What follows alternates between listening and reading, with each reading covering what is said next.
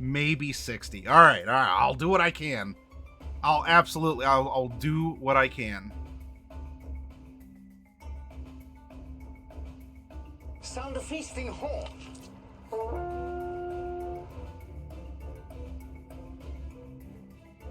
Iron Chef Lord, hello, thank you for the follow. And Iron Chef is a very fun show.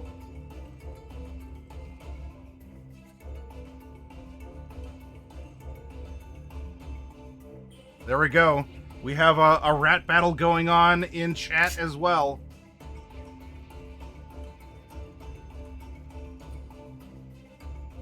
This is ginger and lime, and it is quite tasty. No calories and no caffeine, because I do not want caffeine right now. It's 2 a.m.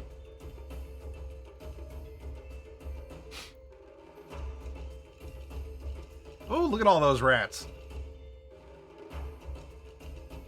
All right. What's going on? What are we doing? I'll tell you. Last workshop, we ended up making a settlement or a region. And we did that because as we were going through an understanding of different religions, or not even just religions, of different holidays, some of which are religious, we took a sampling of different kinds of celebrations in the fall, or in autumn, if you prefer. And we discussed how holidays can be secular, historic, civic, religious, even commercial holidays, which you're like, oh, Sweetest Day, that's a Hallmark holiday, or something like, it's National Donut Day. And everyone who goes to a donut shop that's participating can get a donut. There's a lot of different types of holidays that we observe, honor, have a devout, like a reverence to, an observation. And so we went down a list of some sample ones here. There's just the equinox. This is just the natural occurrence that ushers in the autumn. We have Rosh Hashanah and Yom Kippur, which are a religious observance with a different theme than even what we would see down below of Diwali or Eid al-Adha. Oktoberfest, maybe more of a civic, or just like it's a harvest festival. It's a time of food and drink, of celebration, right? There's nothing necessarily religious to it. Could be born out of history as well, as, you know, in that part of the world, if you wanted drinkable water, the drinkable water was beer.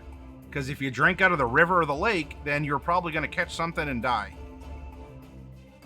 So we went over all kinds of different holidays to prime what we were thinking and to understand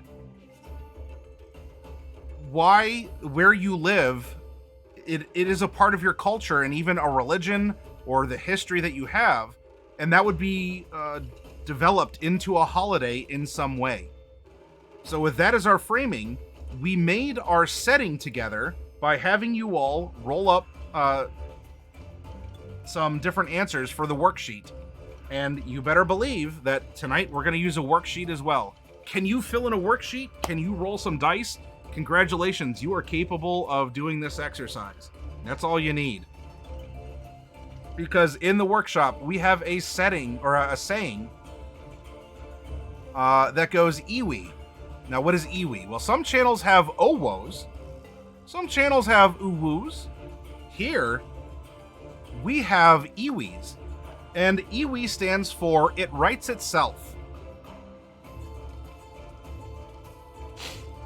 I'm from Denmark. Here, even the kids got beer curse. It wasn't safe to drink normal water. Good old times.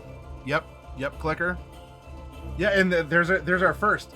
If you remember from the very first memorial picture I showed earlier, you could find that old iwi concept on one of the books.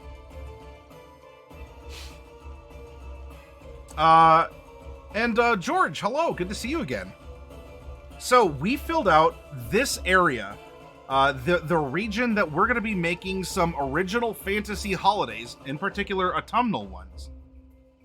It is mountainous, and it is against a great body of water. Now, whether or not that's saltwater, freshwater is a lake, or freshwater is a river, we can explore that. But we have these solid considerations. It is a militocracy. We made some monuments to consider. There's an intact statue of a person, a dead magic zone, a sealed pyramid. The dominant race were gnomes, followed by dwarves, and we rolled that the racial majority were conquerors. And so we're going, all right, so what caused this? Was this a just a war? Weapons fired, people slain? It was even brought up that what if it was the dwarves that were the ones who were warlike? The gnomes simply came in and as sort of like a merchant class, just sold everything to the dwarves so they could continue to propagate whatever conflict or whatever they were doing. And by the end of it all, the gnomes actually were in the dominant position because there was more of them, because they weren't on the front lines, and or they were the ones that had and were investing the wealth that they were receiving from the dwarves who might have squandered theirs or spent it in their wartime efforts. And so even with these prompts, maybe these are things that hadn't been considered. And so the conquering is really just more of a financial one. It's run by a mysterious anonymous cabal. It is a major trade center. It's known for a great hero. And the current calamity, an important figure died, and Mordor, is suspected. And Dunce, hello, welcome. Thank you very much for the raid. And here, Clicker, a skull to you as well, my friend. There you go. So we have these prompts. If you want to make the gnomes out to be like the Ferengi of Star Trek, or if you want to actually have the gnomes be a military force, and it was just a pew pew shoot 'em up battle of attrition between gnomes and dwarves, cool. Two different types of tech, or two different whatevers. We have a lot of prompts that we can use for inspiration. Like the ground, it has been, or the stage has been set. The ground has been laid. All right. To further refine, what are these autumn holidays going to be? Here's our backdrop. Here's the setting. Now, I want to propose something to you that is going to be not just I'm going to make a not Halloween. I'm going to make a not Oktoberfest. Things like that. A not Dia de los Muertos. And thank you, Matt Alpha, for the follow. Welcome to the Hero Zone. Now, how are we going to do that? How we can use these real holidays with which we're familiar as a consideration, but if we want to make original fantasy holidays, and especially custom make them to our setting. I mean, let's presume that this is where we're going to run a story as the DM. How can we do that? A way that I found works very well is to make a personification of the holiday. Either because it is a holiday based on a person, religious, historic, civic, etc., or simply we can personify the holiday and then extrapolate the personification into an intangible idea or celebration. And a very good way of doing that I'm going to go through with you, we're going to make one NPC and one villain. Because not all holidays are, dancing around happy fun time.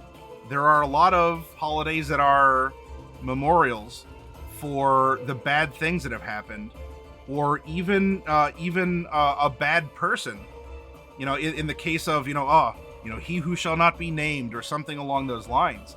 So it may not be a holiday where everyone busts out their I don't know, like we need a red scarf and wear wooden clogs on this day. There may not be formal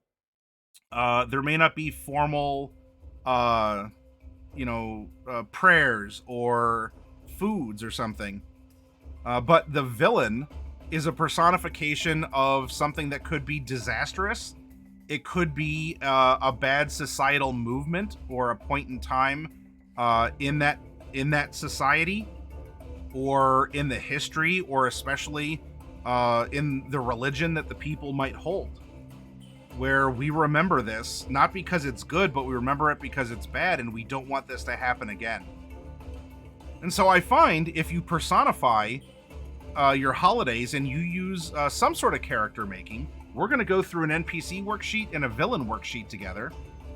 But you'll be able to get some extra ideas that you can also interface with your setting and go, aha, these people would seemingly naturally celebrate this. So let's put away our setting. We'll get back to that tomorrow when I'm broadcasting from the store. And we're going to open up our... Here we go. This is it, everyone. This is it. So,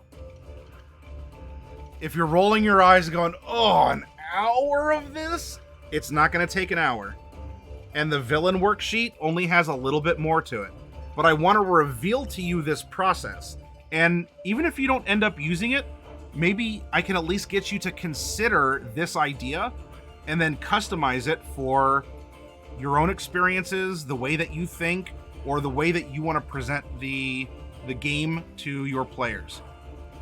I can only give you concepts, and it's really my hope that you take them and run, and you go on and do your own things with it.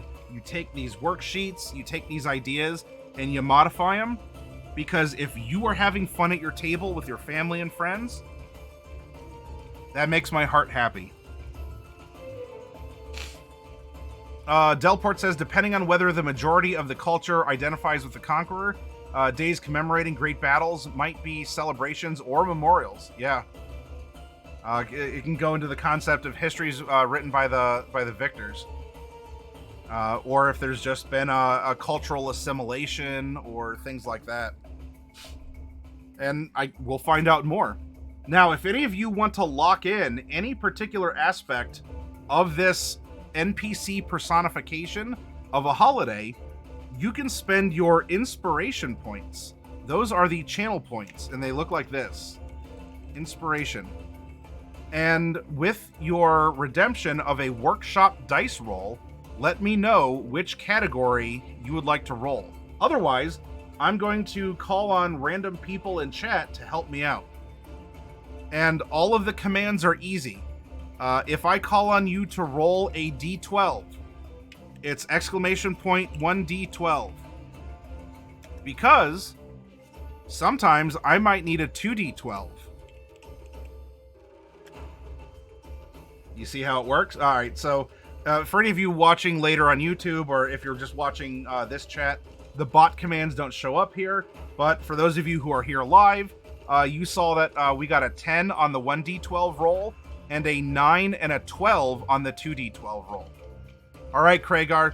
Have a good night, and thank you for hanging out, sir.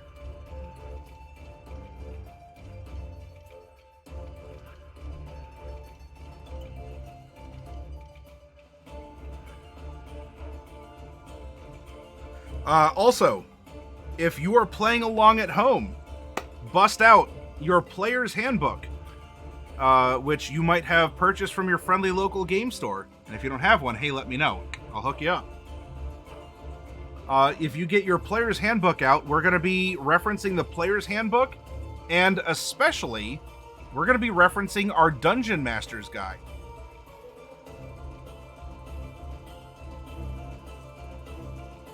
And I want you to open up your DMGs to chapter 4 on page 89. All right,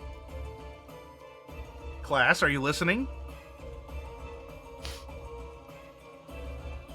And here we go. This is our holiday personification with the backdrop of this interesting militocracy. So, Artemis Rose Moon, will you please roll 1d20 in chat? I want you to tell me about this character's appearance. In fact, I'm going to scoot this a little bit more over here as we're going back and forth. Lands on a 1, distinctive jewelry. Earrings, necklace, circlet, bracelets. Artemis Rose, will you please roll 1d4 in chat?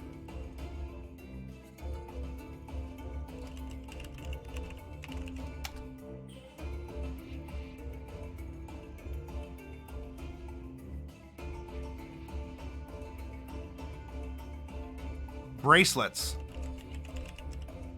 Okay. Next up, this personification has a high ability and a low ability. And Rip Artist, can I have you roll 2d6 in chat, please?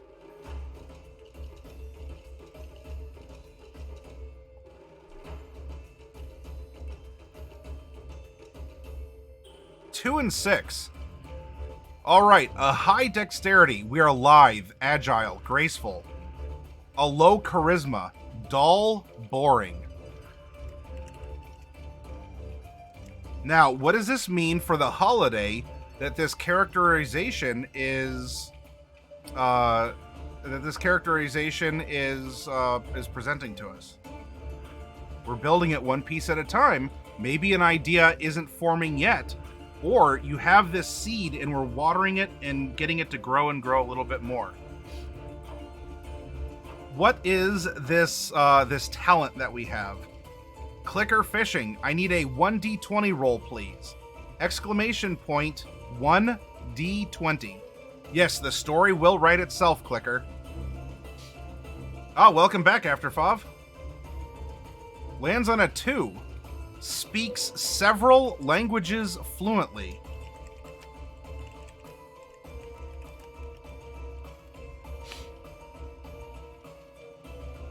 Okay. Next up, a mannerism. Delport. May I please have a 1d20 roll from you?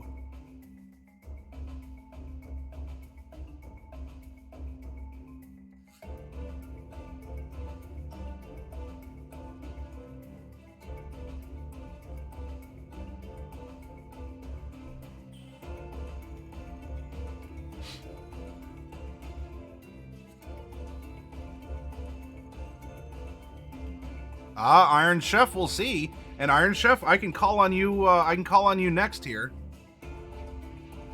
Delport, if you're here, can I have you type exclamation point 1d20?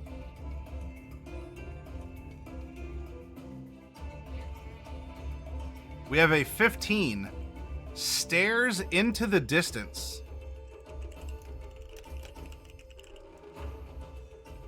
All right.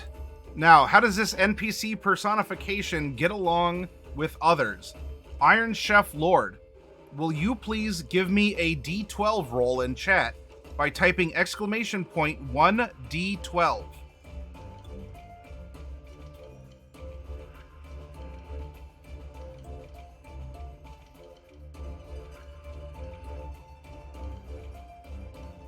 Eight. Hot-tempered.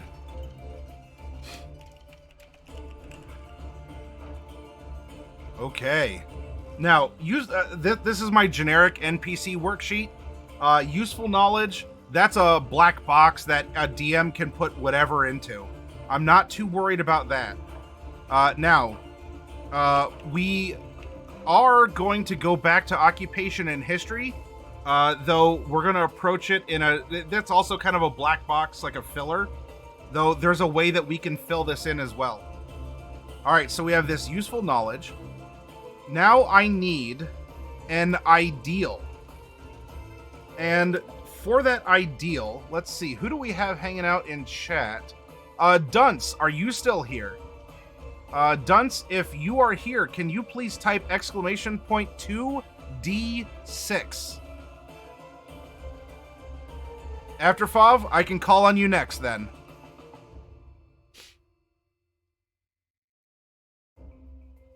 1, 2. This is an evil ideal of domination.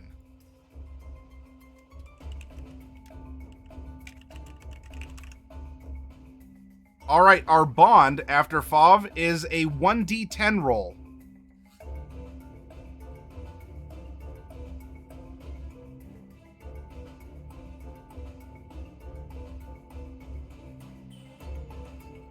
You need a 1 in there after FOV.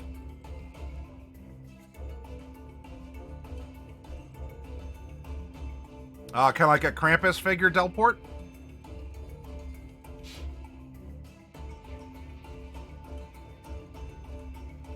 Lands on a 3. Protective of colleagues or compatriots.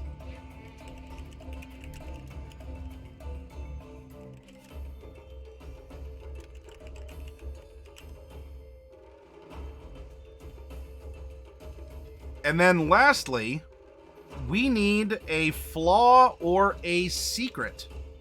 Bane, if you are hanging out with us, Bane, can I get a 1d12 roll from you, please?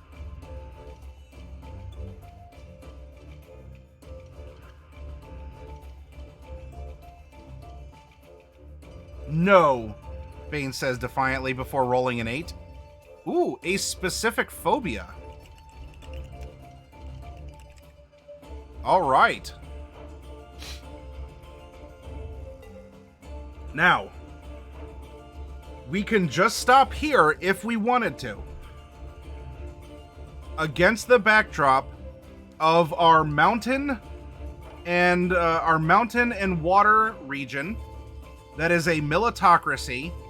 The gnomes have taken over in some way and actually run this region through a secret cabal. There has been a murder. There is a burial pyramid. There's a lot going on in the backdrop here. Now, our holiday is going to come about because of these traits. And we can further clarify if we need to. If you're looking at this and you go, so this is probably something, speaks several languages, it is a trade center, stares into the distance. So if someone stares into the distance and there is this this idea of domination, protective of colleagues or compatriots, what if this is if the dwarves had been conquered through military or through commerce or something else? What if the dwarves of this place celebrate this holiday where they were on the lookout? This might be a more historical / civic, where someone was on the lookout for enemies and something happened. And this is a memorial of that, or a celebration of some great hero. Which, of course, if you recall, what was this place known for? There is a great hero that has come from this place. This could be either the character or an inspiration. Now, if you do need... Sorry, everyone. If you do need a little bit more prompting, then... yeah, it could be awaiting a hostile army, awaiting a liberator. It could be them always on the lookout. Who can free us from the gnomes? Maybe the Resistance wore bracelets now, and they wear them. Yeah, and so that would be like a holiday fashion, or that's something that people wear during this this observance. Do you see?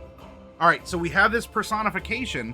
It could be the person this is based on, or this is simply giving us the cultural clues set against our setting. And because of that, it is making sense, and it is an organic holiday that makes sense these people would celebrate, and it brings your story more to life. Now, how can we go through and improve this even further? We're going to go over here. Do you know that part that was occupation? The part that was occupation and history. we are going to make a quick character, so to speak. Coffee Man, I would like you to type exclamation point 1D100. Now again, we could have just stopped there if we wanted to, and you could stop there, but I want to go through a more complete exercise, and you can choose to exclude one or the other. We have a 6. All right, so we have a female character. If you wanted to just keep it dwarves or gnomes, you can. Not everyone might have. Look, if you're a DM, it's your world. Everyone's a tiefling, and there's no one else but tieflings. There you go. Or in this case, if there's no one but gnomes and dwarves, there you go. Let's keep this open, though, to come up with maybe an interesting other idea. Who else is here that can help? Kragar's gone to sleep. Do I have Osric around or Ravenstar? Let's look. Kapadrazi's not here. Vlad or Vlad, if you're here. Insomnia Knight, Woden. I'm looking for some names to roll some dice, please.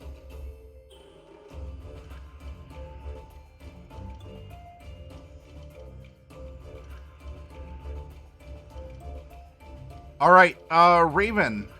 I would like you to roll 1d9, please. Bristle Bandit and Goblin Town are here. Delport says, "Oh, are the bracelets made in a ribbed shape so that they click-clack as you move, and the sound wards of the evil spirit by imitating the many-booted feet of a reinforced army?" Oh, that is some good flavor, Delport. All right, Raven rolls a 5, so we have a half-elf.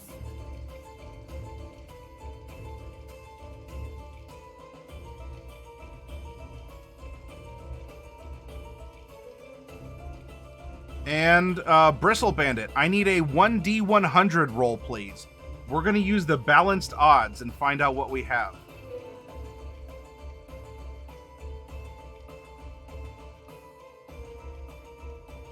$92.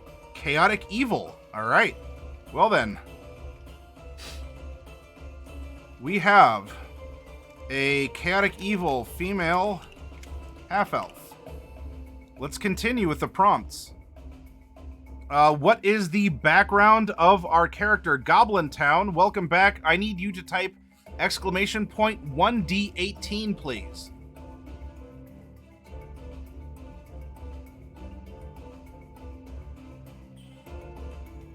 Nine.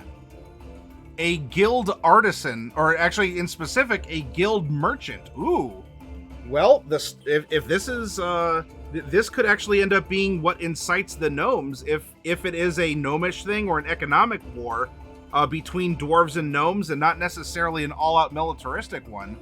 But we have a guild merchant, and with that is going to be another dice roll. Goblin Town, can I get a 1d20 roll from you, please?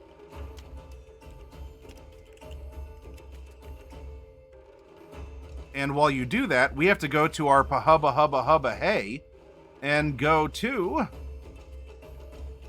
Chapter 4, Backgrounds, because we need to find out which kind of trade this is carried with this concept. So let's scroll down. There's our little dude. There we go. Goblin Town clarifies and says this is 12. Masons and stonecutters.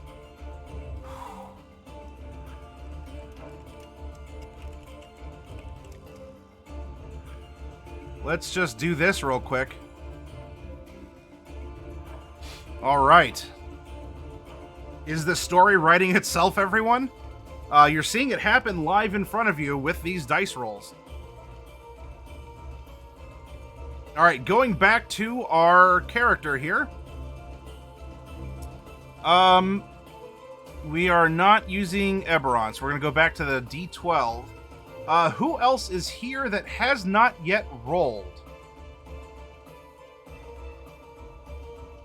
Rip Artist has rolled. That was a 2d6.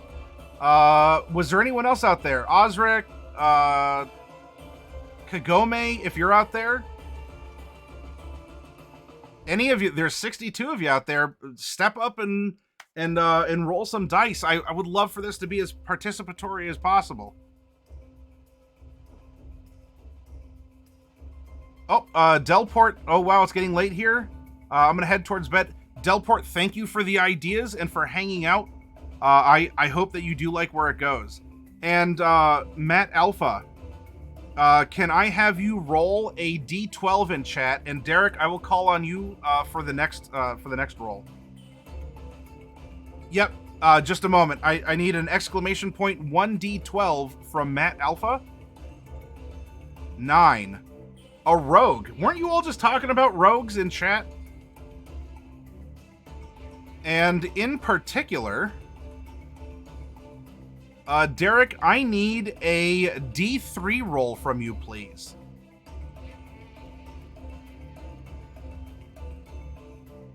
Yes, Keys. In fact, I will need your help in a moment. 1, an arcane trickster.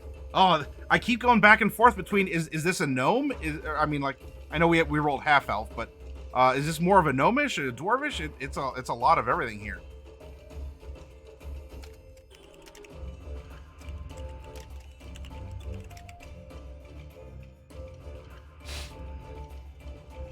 And now, Keys, I need you to type exclamation point 1D100 in chat.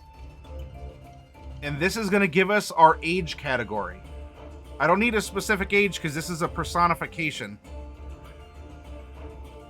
It could be a person, but this is just for general guidance. Rolls a 9, so we have a young adult.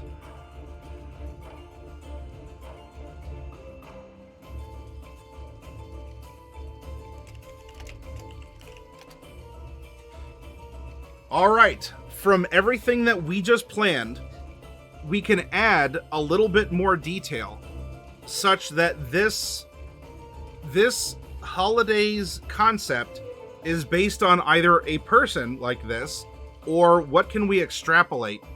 A young adult, chaotic evil, female half-elf, arcane trickster rogue, who is a guild merchant specifically to masons and stone cutters.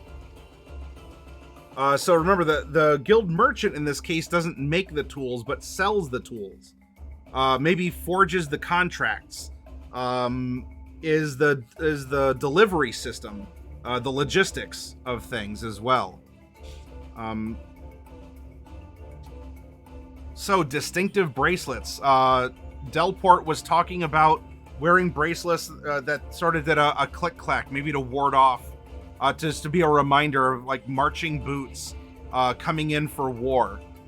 What is the concept that we can glean from having a character who is high dex, low charisma, dexterity, lithe, agile, graceful, but a low charisma, dull or boring?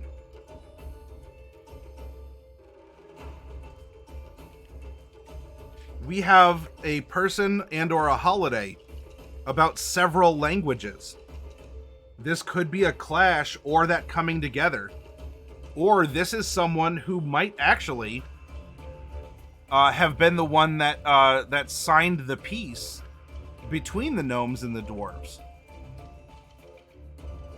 And was a facilitator of talks.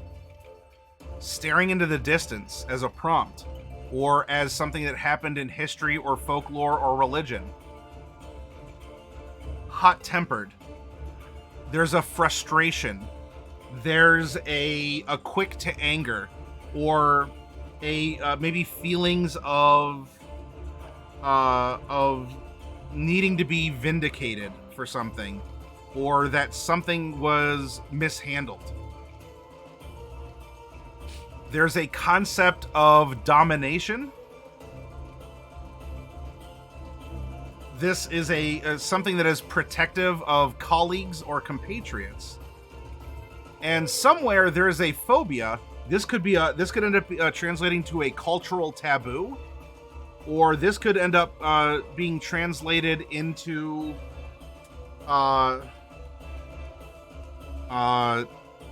this person, actually, like, this event happened, I don't know. They were afraid of rats. I mean, so we're talking about rats. We're listening to the rat battle on tabletop audio. And a rat appeared during this crisis negotiation, flipped the table, and everything went haywire. And if it wasn't for that rat, then none of these other things would have happened. Because maybe it was revealed that someone or something was under the table. Maybe there was a trap or whatever. Artemis says, descendant of the person who might have brokered the deal between the dwarves and the gnomes.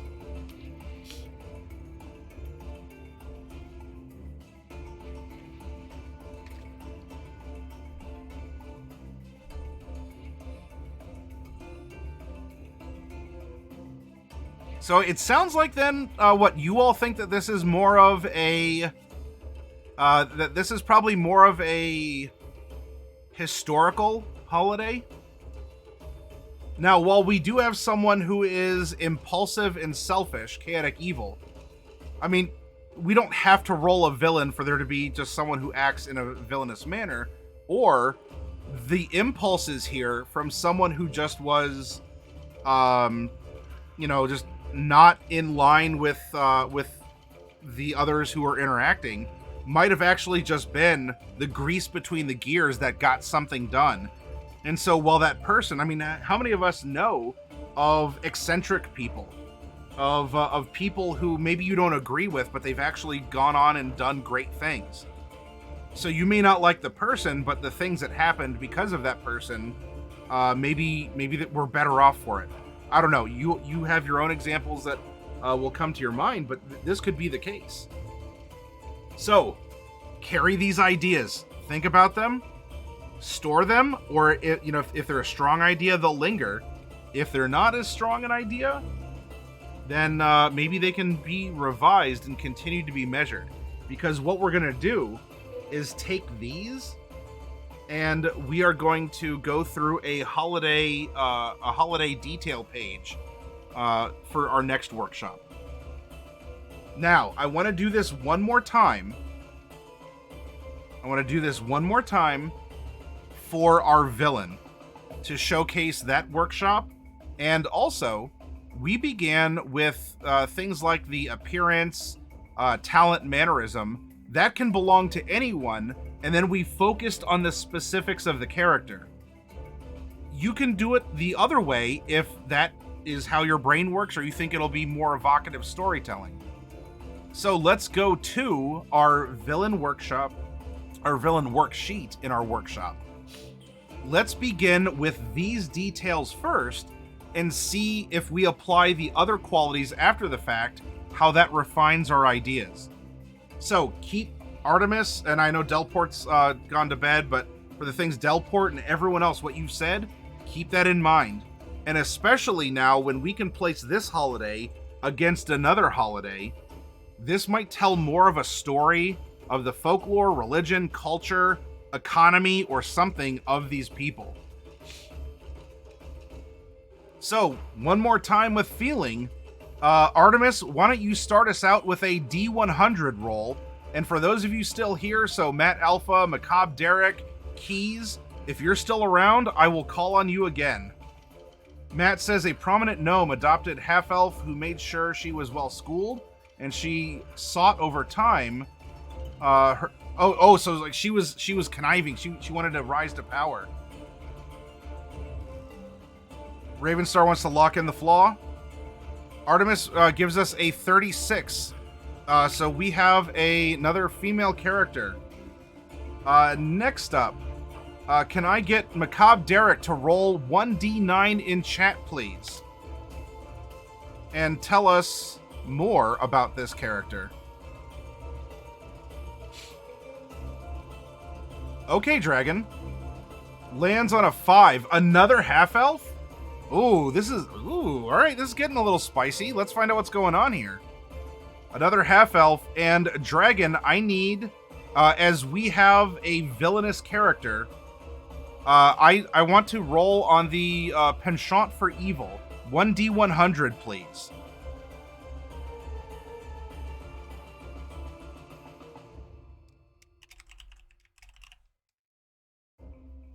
All right, Keys.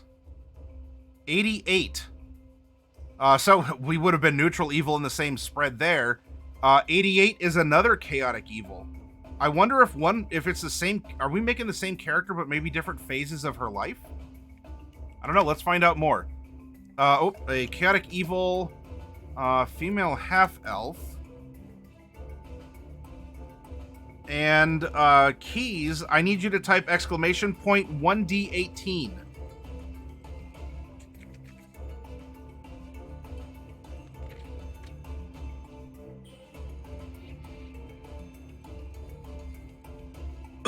Pardon. 4. A criminal spy. Or a criminal spy in particular. Oh, goodness, y'all.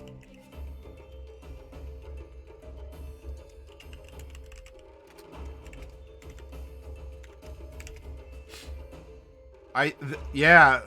I don't know. I'm still getting very strong, it writes itself vibes here. Okay, next up. Let's have Matt Alpha. If you're still here with us, can I have you roll 1d12 in chat?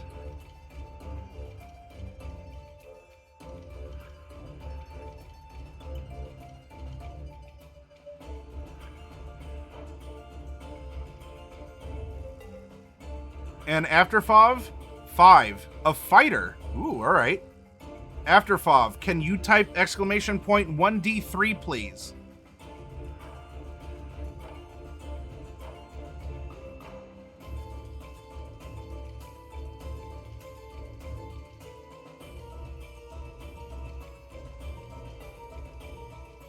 All right, 1. A battle master.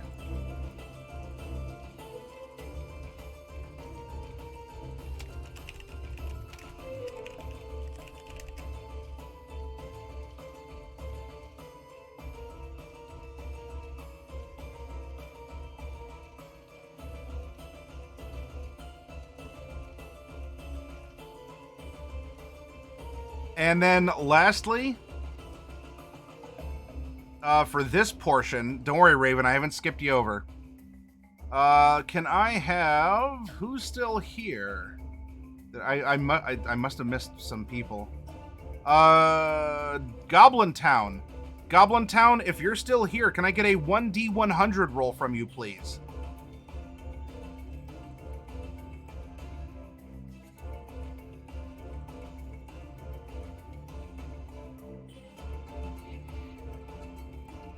$22. We have another young adult. Ooh, okay. A young adult chaotic evil female half-elf battlemaster fighter who is a spy. In this case, is this the same person and one is just a disguise? Is this describing a deity or two deities? If our world, or at least our region, is gnomes and dwarves, and we're describing a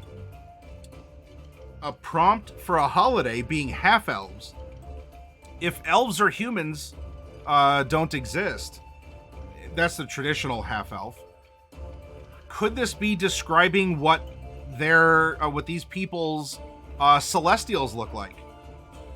With you know, a little bit more gentler features or slender ears, because to gnomes and dwarves, a half elf, if they're not otherwise known as a people, would look rather alien, and that could be a depiction of a god or a goddess in this case. So we have some details of the character. Let's find out a little bit more about this holiday personification as our gears are turning. Are you getting ideas out there? Are things making sense for this as an individual personification for a holiday, let alone now reflecting it against the first prompt we made and then against the setting itself? Let's find out more. Pardon me. Now we get a couple extra fun steps. we get a couple extra fun steps as we are overtly creating a villain here. Let's see. Who else is out there? Iron Chef, can you please type exclamation point 1D20? Yeah, Iron. Or were there humans and elves and they were actually wiped out in the war and moved in? Or it's an old society that they just moved in and they wiped themselves out. Maybe there's a curse on the land where people who live there eventually just remove themselves. 11. A humanoid conqueror? Well, there, of course.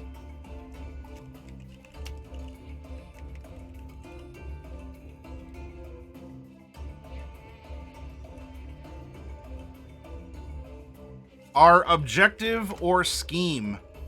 What or how are we conquering? I want a little more specificity. Who all is still out there that has not yet rolled? I would love for to get as many of you as possible in chat rolling some dice and coming up with ideas alongside us. If you're new here, that's fine. You can speak up and go, oh, hey, I'd like to. If you've been here forever, I'll call on you too, because especially, hey, if it's a second roll, let's keep things moving.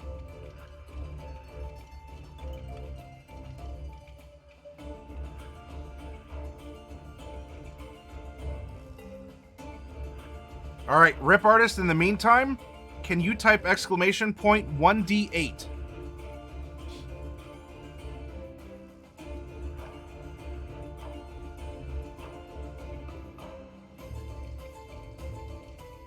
Two, influence.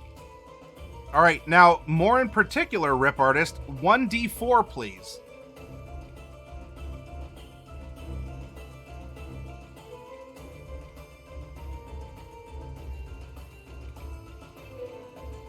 Win favor with a powerful individual.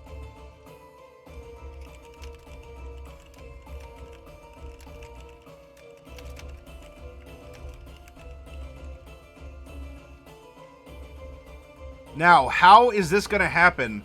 Macabre Derek, how is our villain going to try and gain influence? Derek, I'd like you to type exclamation point 1D20 in chat, please.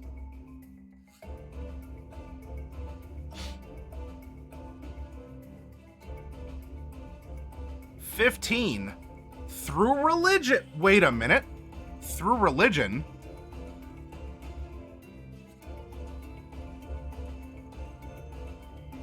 In our setting, the main temple, presumably the main religion, is actually a temple to a false deity. Run by charlatan priests. We have a spy that's looking to gain influence. Now, in particular, Derek, I need to know with a 1D4 roll, how is, I need more specificity here.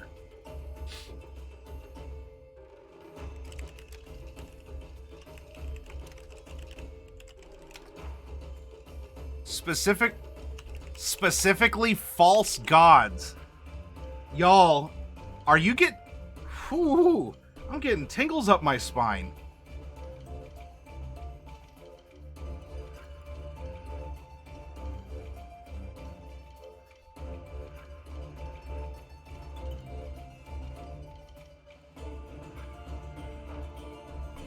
Now, our villain has some particular weakness.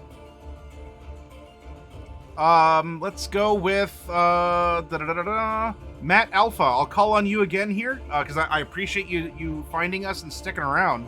Matt Alpha, I need you to type exclamation point 1D8, please.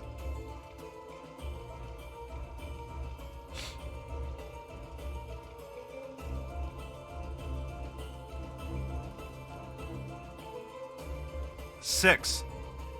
An ancient prophecy or riddle reveals how the villain can be overthrown. Matt, I would like you to roll 1d12, please. On a 1 through 6, it's an ancient prophecy. On a 7 through 12, it's a riddle. Kind of, whatever, 6 to 1 half, half dozen to the other, d12. But it might help us a little bit more? 4. All right. An ancient prophecy reveals how the villain can be overthrown.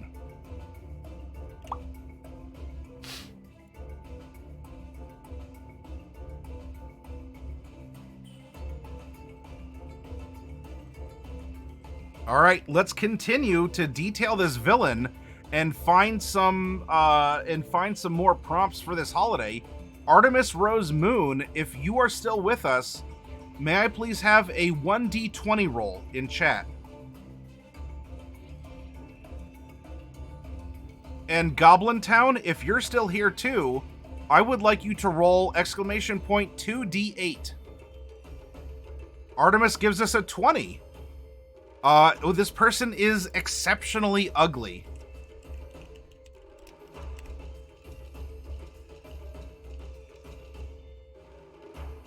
Oh, did I say D8? I'm sorry, I meant 2d6.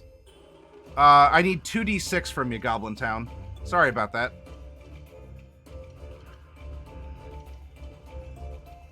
Three and 6. High constitution, low charisma.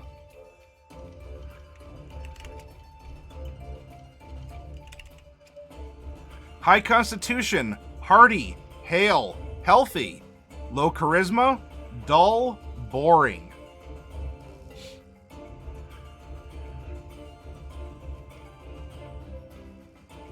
Panda, you made the mistake of speaking up in chat. Panda, please type ! 1d20 in chat.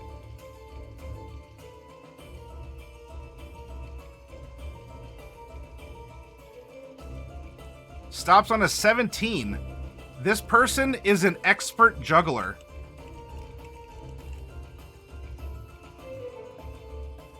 What is a mannerism of this character or personification? Let's have Afterfov roll 1d20. Afterfov, if you're able to do so.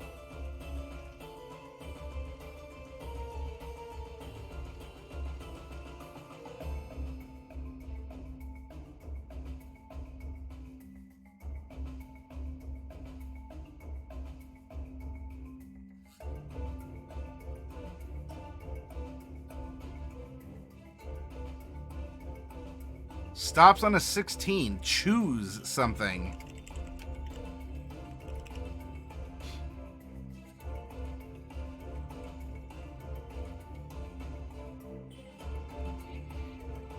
Her interaction with others. Keys, would you please type ! 1d12 in chat?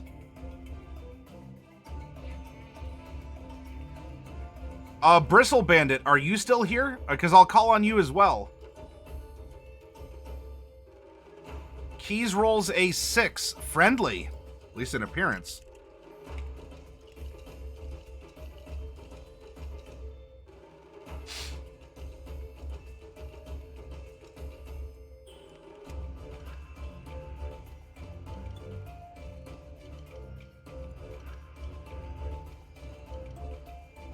Bristle Bandit, are you still here? Hey, have a good night, Keys. Thank you for the support, and thank you for helping us to come up with these holiday prompts. I hope that this has been intriguing for you. Alright, Panda, let's get a second roll in for you, since I've been calling on a lot of the same people. Panda, can I have you type 2d6, ! 2d6 in chat, please?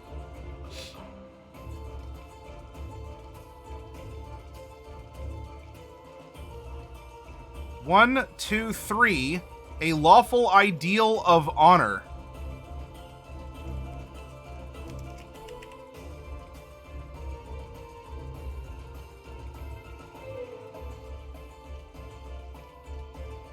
We have...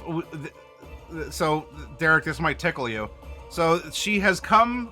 she is a clanner in Battletech and has come offering this conquering with this religion of false gods, and is offering Bachals as a battle master. to these people.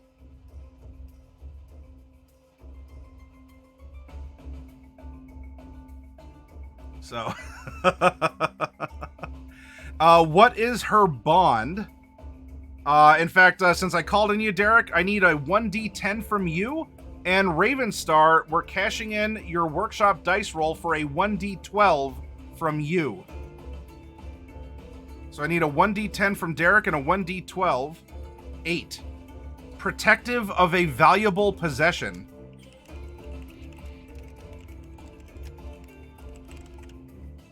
And Raven says that her flaw or secret is overpowering greed.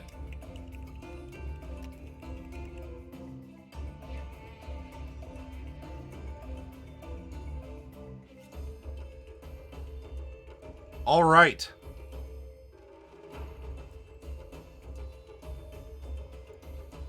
Now, on its own, or feel free to compare it to everything that we've made so far. The whole point of this workshop structure is to build our stories one step at a time and to layer them so that they all make sense and are contiguous. We have... All right, so this is an autumn holiday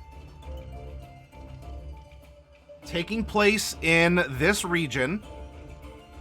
Mountain coast, which could also be it could also be a river or a lake that you're used to. We're not chasing waterfalls. This in current day where we find ourselves, it is a militocracy ruled by martial law. There is a monument of a sealed pyramid somewhere, as well as an intact statue of a person. There is a dead magic zone somewhere, if not everywhere. Magic doesn't work in a particular place or everywhere. Which actually might mean that there's a need for technology to grow here. Because magic just doesn't work. And that could have led to an arms race or a cold war that got a little heated or something. I don't know. A lot of compelling stuff. We have gnomes and dwarves as the primary residents. They don't have to be the only ones. There could be elves, humans, and half-elves. Or if we just say, nope, dwarves and gnomes, we'll treat them as humans and halflings in that respect. We know that the gnomes are conquerors in some way, that this area is ruled by a mysterious anonymous cabal, that this area is a major trade center, and it is known for a great hero. Though the current calamity, what is going on right now, is that an important figure died and murder is suspected. The major religious building we know as the DM is actually a temple to a false deity run by charlatan priests. And the major tavern in town, like the big place, the cultural center, is called the Howling Mountain. Why is it called that, I wonder? The Howling Mountain, and it is an upper-class dining club. Set against this, here are the two holiday prompts that we have generated by personifying them as an NPC and a villain.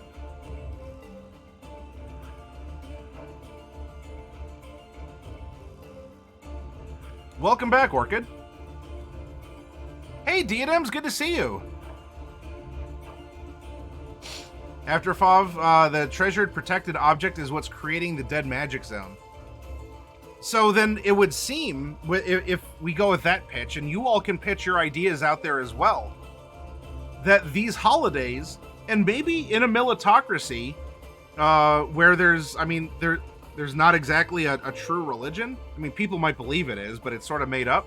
It might be that most of the holidays are civic holidays or historical holidays, and as we know, the victors write the history books.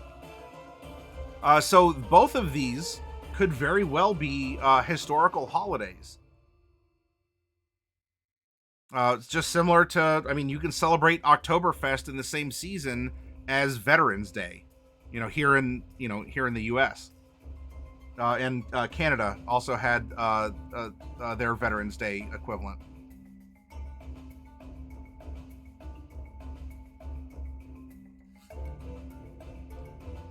And as the discussion said, you all were starting to think of, all right, so the bracelets are a part of something. It might simulate the sound of a marching army. Just, things that we would use as observers. I'm really curious, what is this story? We have 2 young adult half-elves, and either half-elf is just these people's concept of an angel or a god or goddess, or this could have been some third party that had come in to try and negotiate, maybe even like negotiate a peace between the gnomes and the dwarves. And each of them ended up having their own, each of them had their own take. Or, what if this is the same historical figure, but one of them is the interpretation of this figure from the perspective of the gnomes, and the other is the same figure from the perspective of the dwarves. And they celebrate the same person for 2 different reasons. Because they knew this person in 2 different ways.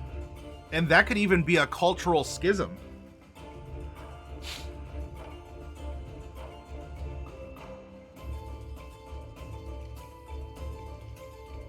It's like it's the chronological veil, the very thin liminality that separates Canadian Thanksgiving from the U.S. Thanksgiving. And the fact that it is just causing irreconcilable differences between us because our Thanksgivings are not celebrated in the same month. So each of us as Canadians and as U.S. citizens know the same holiday in two different ways. A wink and a nod and a laugh to all of you out there from Canada. But these are things to think about. Yeah, I like that spirit, Panda. Absolutely. You get turkey 2 times. Is this a mythology of sisters from a foreign land, twins? Is this again like a Gemini style, or even like if we're talking about angels and celestials, they don't always look like us, if you get what I'm saying. And you could even have like a Janus style effect, Janus, if you're familiar with Janus.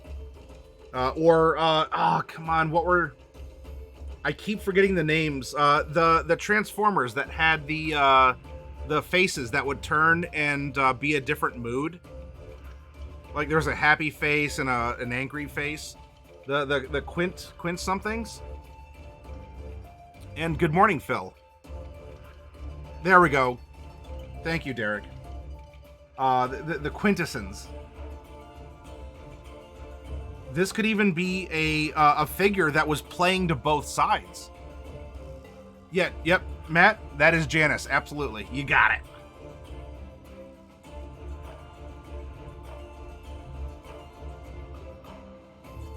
And if we had this conqueror, or this person who is moving in, playing both sides against each other. And in fact, how about this pitch? The dwarves and the gnomes knew this same person in 2 different ways. It's 2 holidays that are the same. What if, in the midst of the war, this character actually ended up being a unifying outside force, where the dwarves and the gnomes turned their efforts to repel this conqueror, this otherworldly conqueror, or just a people from a foreign land, either metaphorically made as a goddess, or just was a goddess. And so while there is this conquering, it doesn't necessarily mean that there's not a peace. And it happens that when the dust settled, this is how their society needs the regularity of the military to make sure that everything stays in lockstep, that the gears are turning in a measured fashion, and so maybe there's never another interloper again. That could be it too. I mean, look, if we have this, if we have some sort of a sealed pyramid, what if the sealed pyramid even has sealed away this entity? Or in the war, the pyramid was unsealed. This intervening party came out, both sides lobbied it for power in the war, and ended up unifying them, and was either just completely destroyed or was sealed back into the pyramid. The intact statue of a person, it could even be, or if we want to go the historical route, these half-elves were people. Could be the same person. We have a spy, we have someone who's duplicitous, we have someone, who has other identities. Or this is a person who otherwise stepped up, or even betrayed the half-elf contingency. And so the people put up a statue of this lieutenant who betrayed their commander. Does that sound similar to any D&D stories you know? A lieutenant who went on to injure and defeat a commander? And so this person is actually lauded as as noble for informing them that they were being played the whole time. Maybe that's what brought about the Dead Magic Zone even, or it's because of that artifact. Could be otherworldly. It could just be a foreign object from a foreign land brought in by a foreigner who is hoping that by suppressing magic, there would be some other sort of overpowering. Maybe that's how the half-elves were conquering other places, but not here, because these people were too inventive. They weren't as reliant on magic. Because I'll tell you, in a world where there's magic, if you can shut it off, you're gonna win. So, excellent things to think about. Excellent prompts, and I want this to settle in your brains overnight. Because when we come back for our next workshop, I'm gonna have our lists out of how these holidays are observed through maybe prominent colors, sayings, food that is eaten, taboos to avoid, that kind of a thing.